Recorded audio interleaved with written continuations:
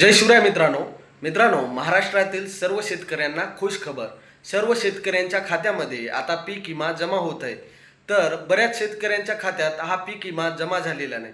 तर याचे कारण असे की मित्रांनो, जर तुम्ही तुमचे जेव्हा पीक विमा भरताना जो पासबुक दिले आहे त्या पासबुकवर तुमचा पीक विमा जमा झाला नसेल तर तुम्ही तुमच्या बँकेला आधार नंबर लिंक आहे का नाही ही तपासणी करा किंवा आधार सीडिंग चेक करा।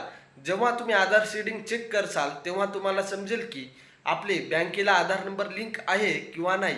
जर असेल तर त्या बँकेचे नाव दाखवते, त्या बँकेचं जे नाव दाखवेल त्या बँकेमध्ये आपला पीक विमा जमा झालेला आहे। तर आपण तो पीक विमा जमा झाला असेल तर नक्की कमेंट करा। आणि ज्या शेतकऱ्यांचा पीक विमा जमा झाला नाही तरी त्यांनी हा कमेंट व्हिडिओच्या मार्फत करा।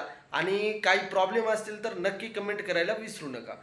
आणि अशाच माहितीसाठी आपल्या मराठी माहिती कट्टा या यूट्यूब चॅनलला नक्की सबस्क्राईब करा।